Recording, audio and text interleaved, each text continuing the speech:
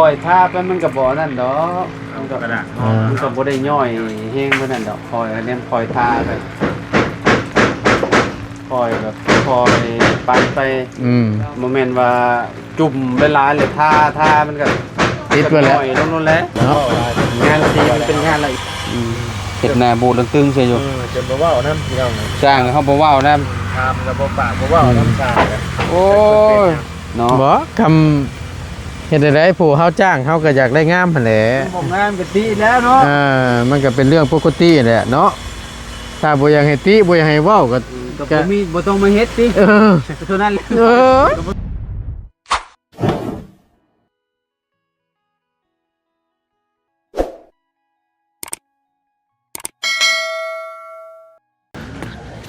มาพี่น้องตัวมาอีกมื้อนี้จนแล้วฟังทั้งนี้เนาะบ่ได้มามื้อเดียวเท่าเมื่อวานนี่แหละพี่น้องบ่ตวนก็ได้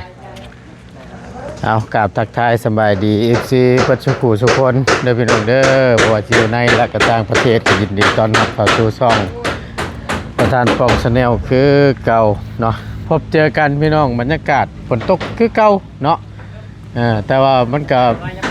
บ่ได้เป็นอุปสรรคต่อเพิ่นได้เฮ็ดคือเก่าเนาะโอ้ย กั้นหายใจเล่น ฮึบไต่กันเรียบร้อยแล้วเนาะ กั้นหายใจเด้อโอ้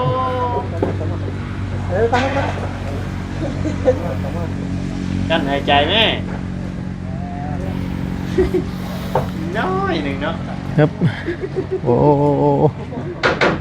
ช่วยกันฮึบระมัดระวังจะได้ตัวนี้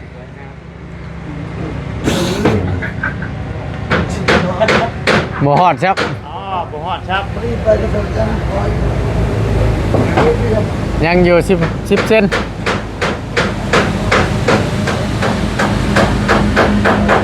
บ่ฮอดจ้อย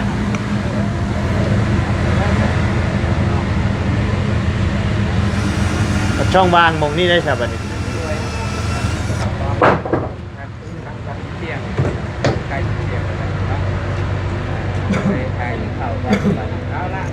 เนี่ยสิต่อกันแหละตามเบิ่ง ต่อได้เลยมันต่อน้อยๆเห็นบ่สิงามอยู่ จังว่านี่แหละเบิ่งก่อนเสร็จแบบใดแต่ว่า มุมนี้ผมจะปลูกดอกไม้ ปลูกไม้ ดอกไม้ใช้ฝันไม้ ดอกไม้ใส่เป็นไม้เล็กมือสิปิดจ็อบมื้อนี้จักล็อกนี่เนาะเฉพาะอันขึ้นพานนี่เมื่อวานนี่ก็เบิดมื้อเมื่อวานนี่เนาะเอาแตลาดนั่นบ่เนาะคักนี่ดิมื้อนี้ผลนำลงอีกบ่นี่โอ้วานไฟรับเนาะบ่ได้เฮ็ด เด็กแน่อยู่แน่ เฮ็ดนิดๆหน่อยๆแล้วเนาะ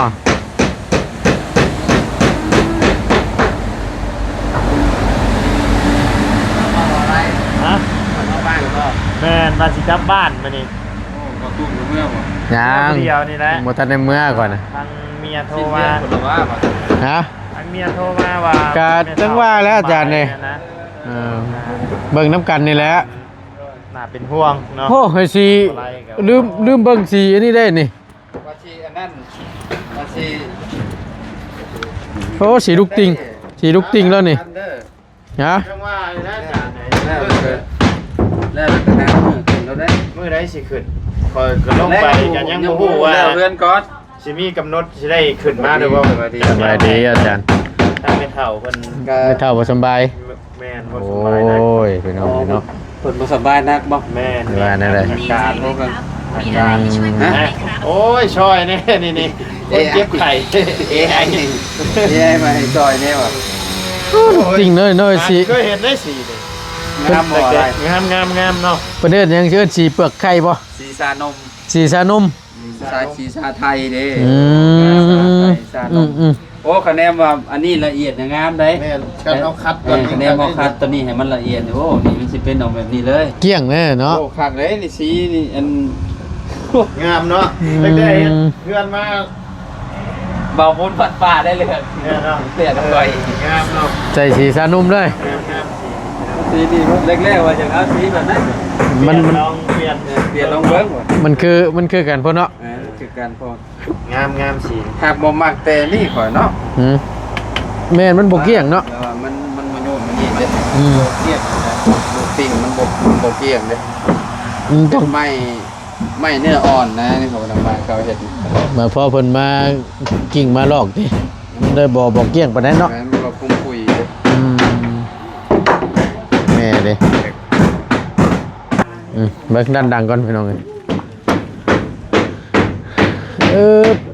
ฝนพ่อฝนโอ้ยเรียบร้อยตรงนี้เนาะ เอาใส่อีกเบิ่งว่าเราจะต่อได้เลยเสียเอาไม่ตัวสั่นนะได้ใส่บ่เอาไม่ตัวตัดใส่แล้วก็เอาใส่หันติได้อยู่แล้วได้ลองเอาใส่ลงมา สีงามอยู่มันสั่งโทษ มันสิเจาะ มาชัดเลย สักว่า ลองเบิ่ง ฝนก็พ่อฝนพี่น้องเมื่อวานนี่ก็บ่เต็มร้อยปานไรเนาะพอไปผ่านบ่มาเนาะแม่นนะเพราะว่าเพิ่น แล้วก็เลยเนาะ เพราะว่าเพิ่นเปลี่ยนเสามันได้เมื่อวานนี่นะมันก็ได้ในน้อยหนึงหล่นแน่เสาไฟมันหักนะ โอ้มันมาแต่ตอนเช้าก็เจ้าก็อยากแล้วแล้ว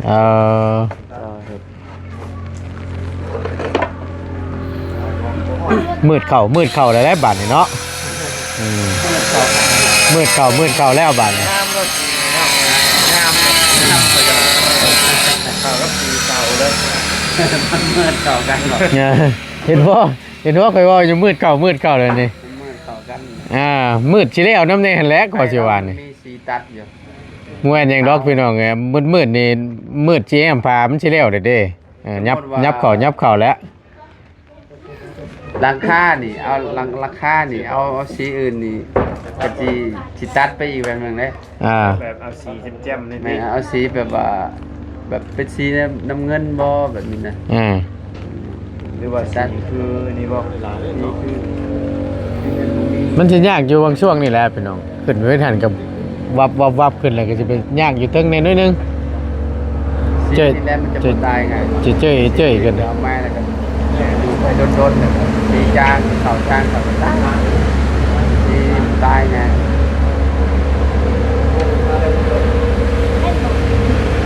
นายกระทาขอบน้ำได้หน่อยเนาะทาขอบน้ำอยู่ปะทาคิ้วเพิ่นน่ะ คิวอันนี้ แม่น เด้ไปเบิ่งว่าฝั่งนั้นแล้ว เรียบร้อยแล้ว ด้านหลังนะ ได้เฮ้ยทำผลบ่ตกลัดทางแล้วนี่โอ้ ด้านหลังมาแล้ว ยันเลือดตะลนแล้วเฮาเบิ่ง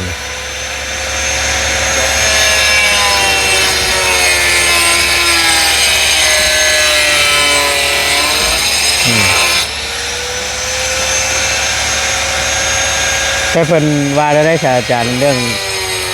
ขึ้นเฮือนขึ้นจานนั่นก่อนสมมุติว่าเข้าพรรษาก่อนแหละเฮือนเฮาเลยอำลังนี่ก็ได้กันบ่ เมื่อได้เข่า สีเสาปลายพูน เข้าไปบ่ เสาเก้า เก้าคนบ่ เสาแปดประมาณแล้ว โอ้ยเฮาจนค่อยสิได้เมื่อบ้านจะได้กลับขึ้นมาอีกพุ่นแล้วอาจารย์เด้ โอ้คันนั้นน่ะก็สิทันน้ำโมอยู่ดอก คำเช้า8เช้า9เบิดเรือนพุ่นดิ บ่บัดเพื่อนบัด บ่เพื่อน แล้วแล้วขึ้นเลยเด้ โอ้จักสิแม่นมื้อใดเบิ่งตัวจริงนี่เด้อติ สมมุติว่าเบิ่งแล้วเลย อืม เบิ่งว่าเพิ่นสิเฮ็ดให้แล้วมื้อใด ต้อง โอ้แล้วทางมื้อได้เฮ็ดขึ้นแบบธรรมดาเลยก็ได้เลยนะ พอเอา ง่ายแล้ว เรียนง่าย เอาเฮ็ดที่เฮ็ดคลองมันนี่ก็โอเคล่ะมันแล้วมันตัวนี่ก็นั่นแหละได้แหละ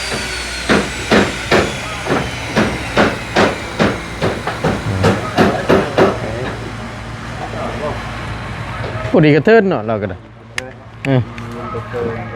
เนี่ยเพิ่นว่ารอพอ สิเอาโทอันนั้นใส่มื้อก่อน รอผู้ดีกระเทินเพิ่นว่า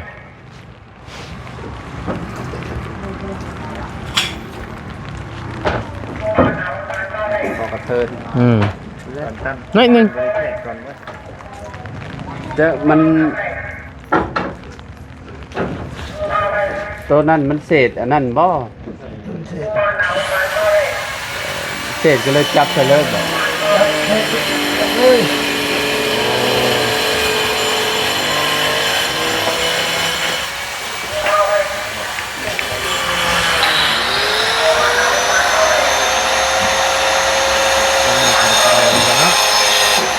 ฝนตกก็บ่ได้หยุดเลยน่ะมันบ่ไรอยู่นั่นแหละ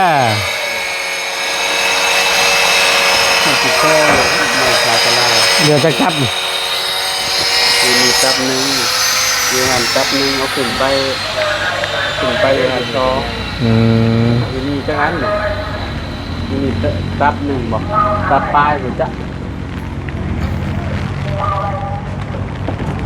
ชื่อเราไป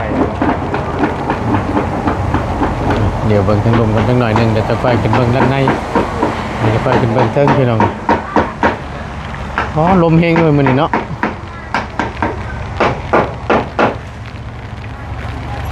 นี่แม่ละมาเลยเป็นคน สบายดีใกล้แล้วมืดเข้าแล้วฟ้ามืดก็คงบ่โดนดอกจังนั้นก็แล้ว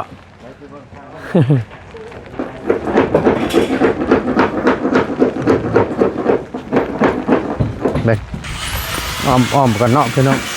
นึงโอ้สีกระทะเรียบร้อย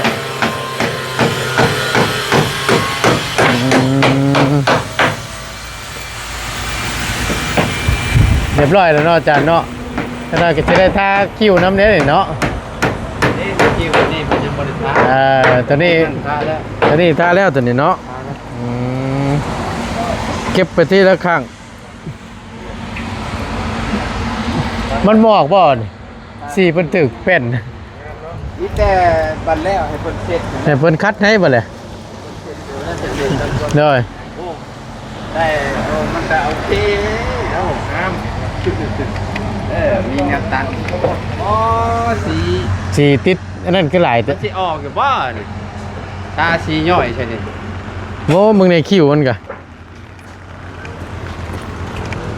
คิวมันก็จริงมันต้องทาก่อนเขาอะ แมนถึก เนาะ ก็ใช่ได้น่ะ ถ้าตามรางนี่มันอยาก เชียงเลย ถือกับอันนี้เบิดนี่ เนี่ยเต็มอยู่ เห็นบอก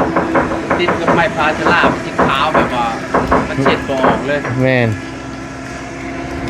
สมมันก็ตามรักมันก็แต่ให้มันง่ายก็มันท่าก่อนนั่นแหละคิวมันตัวกรอบมันนะเป็น ถ้าให้มันแห้งก่อนแล้วจะเอาไปตอกใช้ แมนวงกบก็คือกัน มงกบกับท่าก่อน แมนตามรักมันเห็นนะแต่ฮุกนี้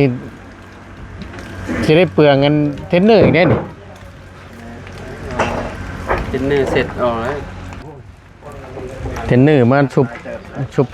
แล้วก็มาท่าออกได้อยู่ แล้วนี่นะ โอ้ ต้องใส่เนื้อแล้วใส่ ท่าเมื่อวานนี่บ่เนี่ย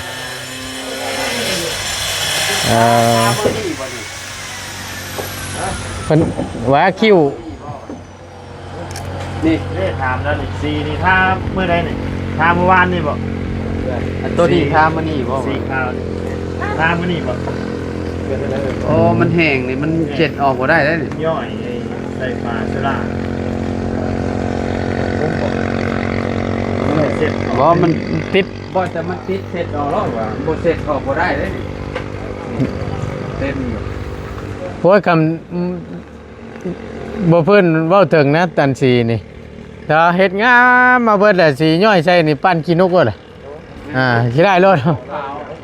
แม่น มันบ่นี่ บ่ล่างบ่ลาวอยู่ ว่าสีนี่มันย่อยเต็มอยู่เฮ้ย เต็มรถกกเฉา เฮ้ยโอ้มุมนั่นก็ได้ แล้วให้เราเสร็จให้ มุมนั่นก็โผล่ขาว ทางนี้แห้งลายนี่ ถือว่าเป็นงานละเอียดอ่อนเด้และทาสี เป็นเนื้อรูป ตัวนี้นี่ว่า แม่น โอ้มันมีอันนี้แน่มันเริ่มมัน เพราะจริงๆอ่ะถ้าไม่ให้มันแห้ง แม่นปกติเขาต้องทาก้อนขิวมันจัง แม่น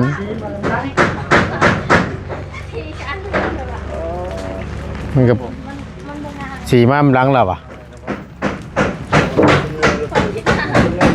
นี่มาน้ำลังมาเมื่อวานนี่มาแหละมันอันนั้นแหละ เอากระดอกไว้เลยนี่มาตอน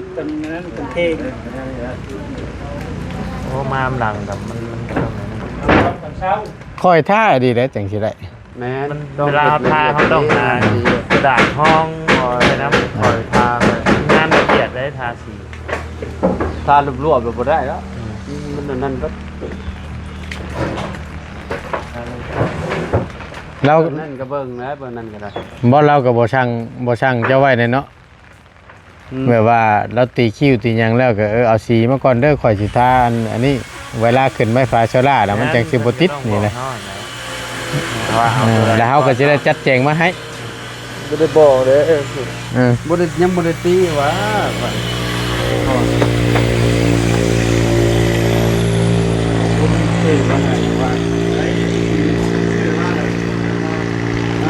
ชื่อไม่ทันอยู่บ่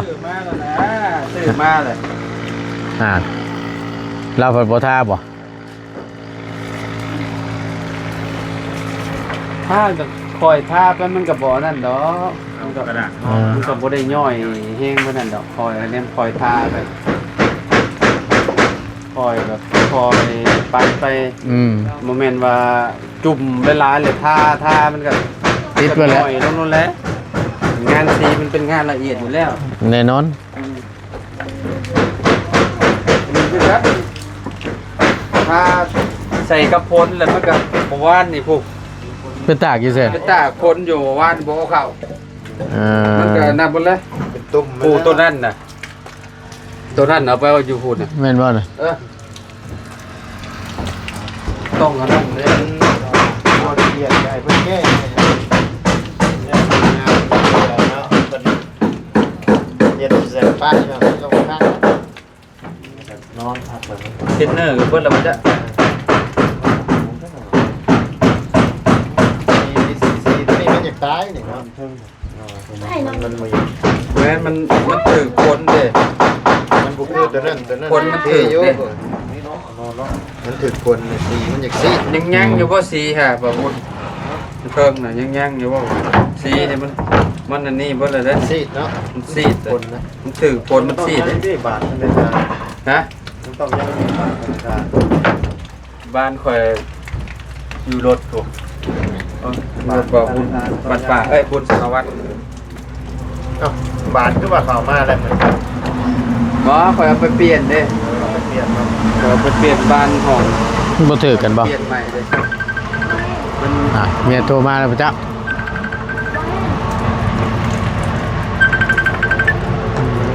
โมแม่นบ่ ถ้าสียามฝนนั่นนี่แล้วมันสาดเข้ามาแล้วมันอันนั้นบ่ เอาเฮ้ย ได้เนี่ยตามหลักมันต้องแบบนั้นเอาไปโอ้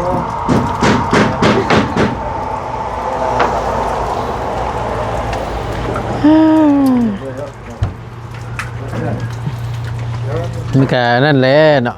คือว่าแล้วเดี๋ยวเบิ่งน้ำกันอีกทีนึงกันละมิเตอร์ให้เพิ่นแก้แหนแล้วมันในใดๆเสียมันทาเปื้อนแล้วก็ต้องแก้แล้วต้องหาอย่างมาเซ็ตมาอย่างแล้วเฮ้ย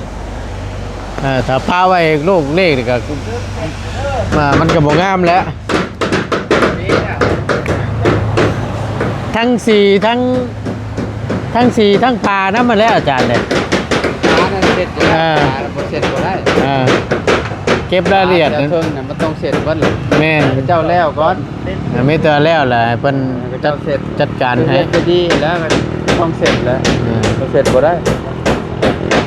เสร็จแล้วแล้วพระเจ้าแล้วก่อนถ้าเสร็จแล้วจิตใจนี่ให้เอาตัวนี้แล้วเสร็จก่อน มันหยุดยีดคือขี่นกกระจาบถึง ห นี่ ลาย ติ คนอยู่เพิ่นก็แบ่งกันเฮ็ดแล้ว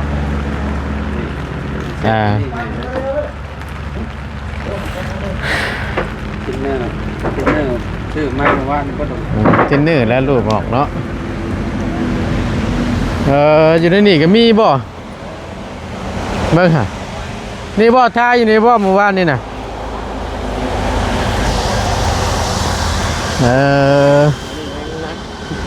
มืดโอ้ตาย เพราะมันเป็น โอ้โอ้โอ้ มิดเลย แล้วอันนั้นว่ามันถือไอพลนะนี่เห็นบ่ไอพลมันสาดเข้ามา เรียกว่าเป็นมิดเลย อืม เวลามันถือพลเป็นเอานี่อ่ะมันแห้งเลยนี่ อืม อ่ะอืม ช่างเพิ่นบ่ลงมือเฮ็ดน่ะ โอ้สร้างเขาแล้ว โอ้ ลูกน้องสร้างเขาแล้ว น้องช่าง นี่เห็นว่ามันถือพลมันบวมขึ้นรถ จ้าง ถึง แล้ว เนาะ ก็ลายก็สร้างหัวแล้วเขาก็ อืมเห็ดหน้าบูดตึงๆใช่อยู่ จนบ่ว่าน้ำพี่น้อง สร้างเขาบ่เว้านะ ทำกับบ่ปากบ่ว่าน้ำชากัน โอ้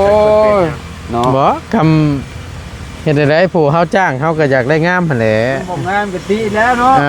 มันก็เป็นเรื่องปกติแหละเนาะถ้าบ่อยากให้ติบ่อยากให้เว้าก็ ก็บ่มีบ่ต้องมาเฮ็ดติ เออ เท่านั้นแหละ เออ ก็บ่ต้องเฮ็ดเท่านั้น บ่ต้องครับ ก็เฮ็ดเฮาก็ได้เว้าได้ลงแต่ เออ เขาคะแนนมันบ่งามมันก็ติแหละเนาะ แม่น เพื่อนก็ได้เขา เขา เพลงนี่ เสียเงินได้เลยซะ โอ้โหแม่นไปคือไว้นี่มันไปคือรางละ30ล้าน ก็เข้าใจว่าเฮ็ดก็อยากได้เงินแต่ว่าจะบ่อยากให้เว้าให้ว่าก็เฮ็ดให้มันละเอียดก็ไผสิเว้าหยัง เนาะ เนาะ คะแนนมันงามแบบอันนั้นแหละ โดย เขาก็ยอม เออ งามอะไรสิยากไปจ้ะ เฮาก็ ปานนั้นทาง FC เพิ่นน่ะโอ้ยบ่แม่นทางทีมงานนี่ร่วมหัวกับช่างบ่ โอ้ เพิ่นว่าเนาะ ยบ่มีเนาะกันนั้นน่ะ บ่แม่นร่วมหัวกับช่างบ่เพิ่นว่า ไปสิไป เรือนน้องป๊อปคือ25ล้านนั่น สร้างมันคนละสร้างนี่ คนละสร้างพี่น้อง เป็น เอ้ย สร้างเดียวกัน ข้าใจ เด้ ในจุดนี้เนาะ คือแบบสร้างนี่น่ะก็คือฮู้เขาแหล้วแรกๆอ่ะสตาร์ทแรกอ่ะเห็นบ่เฮือนเจดีย์น่ะเฮ็ดน่ะ45ล้าน แล้วก็ขอต่อลงน่ะ เฮาก็ต่อเพิ่นเนาะ แรกๆว่า30ล้านอัน45ล้านเนาะ แม่น บัดนี้คุมเฮาว่าแพงโพดบาดบัดนี้พากันเพิ่นว่าลดลง30บาทจังว่าพากันถามกันว่าเอาบ่30จังได้เอาเพิ่นน่ะเด้ แม่น บ่คะแนนผู้ว่าช่วงนั้นเฮ็ดเฮือนนั่นเจดีย์โอ้ยผู้ว่าสร้างอันน่ะถือก็เอาสร้างนั่นแหละ ผู้เฮาจ้าง สิบ่อยากได้ ผู้เฮาจ้างเฮายังอยากกันอันนั้นแหละอยากได้ ตี ถึ ความหมายไปเบิดกะ โอ้ อยู่ลาวใต้คือ10ปลายล้านโอ้ มัน แล้ว คนละเขตละแดนกัน แล้วความหมายเนี่ยคือเพิ่นสิมาบ่เนาะพี่น้องเอ้ยเฮาก็ มา อยาก ก็ แจ้ เจ้าง ก็ต้องคิดค่า แม่น โอ้ย เดินทางเมือง เท่า ไกล โต เนาะ แหละก็เจ้ามาก็ได้ก็เจ้ามา บ่เอาจังซี่นะบ่ อ่า ยังให้เข้าใจนํกัน FC กะบ่ว่าบ่ว่าเปรียบเทียบอยู่ทั้งลาวเฮาซะอยู่พังไทยคือกัน อืม อยู่แต่ละจังหวัดแต่ละเขต แม่น ช่างเอาแม่สิคือกันบ่เจ้าอ่ะ แม่นบ่คือ มันก็สิแตกต่างกันอยู่หรอกอยู่พุ่นก็มีคือกันพี่น้องเอ้ยเนาะบ่ มันบ่คือกันได้ แม่นแต่ละหม่องแต่ละบอน กระทึกนะพี่น้องเนาะ แม่น สร้างกระแพงคือแบบนี้แหละนี่สร้างแลนี่เบ้าคือแรกๆเกิดโตเลยแรกๆยอมแล้ว โดยไอ้ ได้เอา เกินแซ่บเกินแซ่บ ติกะติบ่ได้เด้บาดนี้ก็ แม่น เฮ็ดงานบ่งามก็ให้ติแน่เนาะ แม่น เจ้าก็สิได้งาน บัดนี้ไปเอามาเฮาเว้าเกิดการแบบจักจังใดหั่นนะบัดนี้ บ่ผู้เฮาหนึ่งมาผู้ งานก็ลำบากใจอีก ผู้เฮาจ้างผู้เฮาเสียเงินแต่มองใดที่มันบ่งามมัน หน้าบูดจะเฮากับ เฮาก็บ่คักบ่ได้เลย มองใดมันบ่ถูกบ่งามเฮาก็ต้องบอกนั่นแหละ ถ้าว่าเฮาบ่บอก เฮ็ดเฮ็ด ปัจจิติเฮาอีกแล้วบัดนี้บัดยามเฮ็ดคือบ่บอกเพิ่นนั่น